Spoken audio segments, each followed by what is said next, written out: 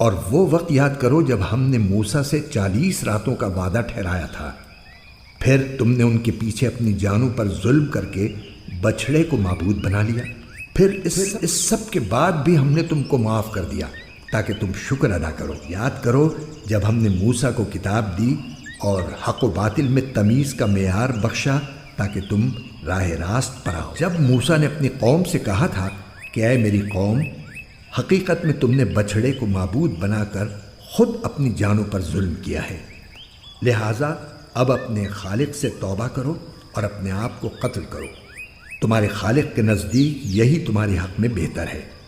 اس طرح اللہ نے تمہاری توبہ قبول کر لی، بے شک وہی ہے جو اتنا معاف کرنے والا، اتنا رحم کرنے والا ہے۔ اور جب تم نے کہا تھا اے موسیٰ، ہم اس وقت تک ہرگز تمہارا یقین نہیں کریں گے جب تک اللہ کو ہم خود کھلی آنکھوں نہ دیکھ لیں، نتیجہ یہ ہوا کہ کڑکے نے تمہیں اس طرح آ پکڑا کہ تم دیکھتے رہ گئے۔ پھر ہم نے تمہیں تمہارے مرنے کے بعد دوسری زندگی دی تاکہ تم شکر گزار بنو۔ ہم نے تم کو بادل کا سایہ عطا کیا اور تم پر من و سلوہ نازل کیا اور کہا کہ جو پاکیزہ رزق ہم نے تمہیں بخشا ہے شوق سے کھاؤ، اور یہ نافرمانیاں کر کے انہوں نے ہمارا کچھ نہیں بگاڑا بلکہ وہ خود اپنی جانوں پر ہی ظلم کرتے رہے۔ اور وہ وقت بھی یاد کرو جب ہم نے کہا تھا کہ اس بستی میں داخل ہو جاؤ اور اس میں جہاں سے چاہو جی بھر کر کھاؤ، اور بستی کے دروازے میں جھکے سروں کے ساتھ داخل ہونا اور یہ کہتے جانا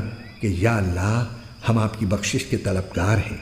اس طرح ہم تمہاری خطائیں معاف کر دیں گے اور نیکی کرنے والوں کو اور زیادہ ثواب بھی دیں گے۔ مگر ہوا یہ کہ جو بات ان سے کہی گئی تھی ظالموں نے اسے بدل کر ایک اور بات بنا لی، نتیجہ یہ کہ جو نافرمانیاں وہ کرتے آ رہے تھے ہم نے ان کی سزا میں ان ظالموں پر آسمان سے عذاب نازل کیا۔ اور وہ وقت بھی یاد کرو جب موسیٰ نے اپنی قوم کے لیے پانی مانگا تو ہم نے کہا اپنی لاٹھی پتھر پر مارو، چنانچہ اس پر 12 چشمے پھوٹ نکلے۔ ہر ایک قبیلے نے اپنے پانی لینے کی جگہ معلوم کر لی۔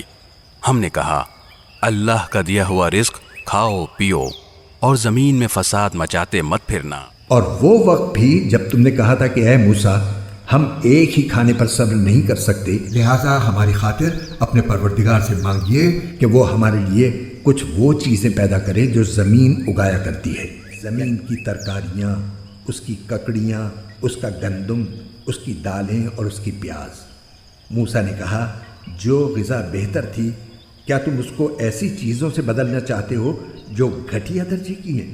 خیر، ایک شہر میں جا اترو تو وہاں تمہیں وہ چیزیں مل جائیں گی جو تم نے مانگی ہیں۔ اور ان یہودیوں پر ذلت اور بے کسی کا ٹھپا لگا دیا گیا اور وہ اللہ کا غضب لے کر لوٹے۔ یہ سب اس لیے ہوا کہ وہ اللہ کی آیتوں کا انکار کرتے تھے اور پیغمبروں کو ناحق قتل کر دیتے تھے۔ حق تو یہ ہے کہ جو لوگ بھی خواہ وہ مسلمان ہو یا یہودی یا نصرانی یا صابی، اللہ اور آخرت کے دن پر ایمان لے آئیں گے اور نیک عمل کریں گے، وہ اپنے پروردگار کے پاس اپنے اجر کے مستحق ہوں گے اور ان کو نہ کوئی خوف ہوگا نہ وہ کسی غم میں مبتلا ہوں گے۔ اور وہ وقت یاد کرو جب ہم نے تم سے تورات پر عمل کرنے کا عہد لیا تھا اور کوہ طور کو تمہارے اوپر اٹھا کھڑا کیا تھا کہ جو کتاب ہم نے تمہیں دی ہے اس کو مضبوطی سے تھامو اور اس میں جو کچھ لکھا ہے اس کو یاد رکھو تاکہ تمہیں تقوی حاصل ہو۔ اس سب کے باوجود تم دوبارہ راہ راست سے پھر گئے، چنانچہ اگر اللہ کا فضل اور رحمت تم پر نہ ہوتی تو تم ضرور سخت نقصان اٹھانے والوں میں شامل ہو جاتے۔ اور تم اپنے ان لوگوں کو اچھی طرح جانتے ہو جو سنیچر سبت کے معاملے میں حد سے گزر گئے تھے، چنانچہ ہم نے ان سے کہا تھا کہ تم دھتکارے ہوئے بندر بن جاؤ۔ پھر ہم نے اس واقعے کو اس زمانے کے اور اس کے بعد کے لوگوں کے لیے عبرت اور ڈرنے والوں کے لیے نصیحت کا سامان بنا دیا۔ اور وہ وقت یاد کرو جب موسیٰ نے اپنی قوم سے کہا تھا کہ اللہ تمہیں حکم دیتا ہے کہ تم ایک گائے ذبح کرو۔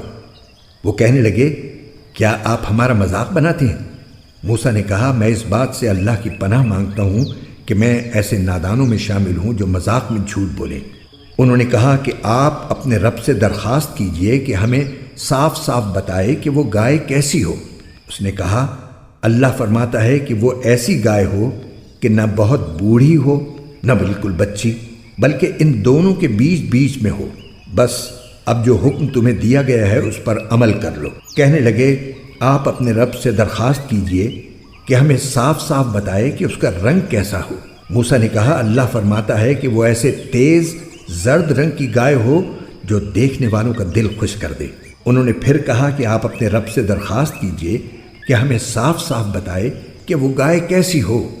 اس گائے نے تو ہمیں شبے میں ڈال دیا ہے، اور اللہ نے چاہا تو ہم ضرور اس کا پتہ لگا لیں گے۔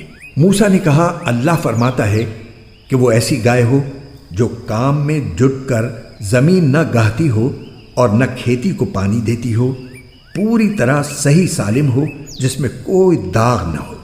انہوں نے کہا ہاں، اب آپ ٹھیک ٹھیک پتہ لے کر آئے۔ اس کے بعد انہوں نے اسے ذبح کیا، جبکہ لگتا نہیں تھا کہ وہ کر پائیں گے۔ اور یاد کرو جب تم نے ایک شخص کو قتل کر دیا تھا اور اس کے بعد اس کا الزام ایک دوسرے پر ڈال رہے تھے، اور اللہ کو وہ راز نکال باہر کرنا تھا جو تم چھپائے ہوئے تھے۔ چنانچہ ہم نے کہا کہ اس مقتول کو اس گائے کے ایک حصے سے مارو۔ اسی طرح اللہ مردوں کو زندہ کرتا ہے اور تمہیں اپنی قدرت کی نشانیاں دکھاتا ہے تاکہ تم سمجھ سکو۔ اس سب کے بعد تمہارے دل پھر سخت ہو گئے، یہاں تک کہ وہ ایسے ہو گئے جیسے پتھر، بلکہ سختی میں کچھ ان سے بھی زیادہ، کیونکہ پتھروں میں سے کچھ ایسے بھی ہوتے ہیں جن سے نہریں پھوٹ بہتی ہیں، اور انہی میں سے کچھ وہ ہوتے ہیں جو خود پھٹ پڑتے ہیں اور ان سے پانی نکل آتا ہے، اور انہی میں وہ پتھر بھی ہیں جو اللہ کے خوف سے لڑک جاتے ہیں۔ اور اس کے برخلاف جو کچھ تم کر رہے ہو اللہ اس سے بے خبر نہیں ہے۔ مسلمانوں، کیا اب بھی تمہیں یہ لالچ ہے کہ یہ لوگ تمہارے کہنے سے ایمان لے آئیں گے؟ حالانکہ ان میں سے ایک گروہ کے لوگ اللہ کا کلام سنتے تھے، پھر اس کو اچھی طرح سمجھنے کے بعد بھی جانتے بوجھتے اس میں تحریف کر ڈالتے تھے۔ اور جب یہ لوگ ان مسلمانوں سے ملتے ہیں جو پہلے ایمان لا چکے ہیں تو زبان سے کہہ دیتے ہیں کہ ہم بھی ایمان لے آئے ہیں، اور جب یہ ایک دوسرے کے ساتھ تنہائی میں جاتے ہیں تو آپس میں ایک دوسرے سے کہتے ہیں کہ کیا تم ان مسلمانوں کو وہ باتیں بتاتے ہو جو اللہ تعالیٰ نے تم پر کھولی ہیں، تاکہ یہ مسلمان تمہارے پروردگار کے پاس جا کر انہیں تمہارے خلاف دلیل کے طور پر پیش کریں؟ کیا تمہیں اتنی بھی عقل نہیں؟ کیا یہ لوگ جو ایسی باتیں کرتے ہیں یہ نہیں جانتے کہ اللہ کو ان ساری باتوں کا خوب علم ہے جو وہ چھپاتے ہیں اور جو وہ ظاہر کرتے ہیں؟ اور ان میں سے کچھ لوگ ان پڑھ ہیں جو کتاب تورات کا علم تو رکھتے نہیں، البتہ کچھ آرزویں پکائے بیٹھے ہیں، اور ان کا کام بس یہ ہے کہ وہم و گمان باندھتے رہتے ہیں۔ لہٰذا تباہی ہے ان لوگوں کی جو اپنے ہاتھوں سے کتاب لکھتے ہیں، پھر لوگوں سے کہتے ہیں کہ یہ اللہ کی طرف سے ہے تاکہ اس کے ذریعے تھوڑی سی آمدنی کما لیں۔ پس تباہی ہے ان لوگوں پر اس تحریر کی وجہ سے بھی جو ان کے ہاتھوں نے لکھی، اور تباہی ہے ان پر اس آمدنی کی وجہ سے بھی جو وہ کماتے ہیں۔ اور یہودیوں نے کہا ہے کہ ہمیں گنتی کے چند دنوں کے علاوہ آگ ہرگز نہیں چھوئے گی۔ آپ ان سے کہیے کہ کیا تم نے اللہ کی طرف سے کوئی عہد لے رکھا ہے جس کی بنا پر وہ اپنے عہد کی خلاف ورزی نہیں کر سکتا؟ یا تم اللہ کے ذمے وہ بات لگا رہے ہو جس کا تمہیں کچھ پتہ نہیں؟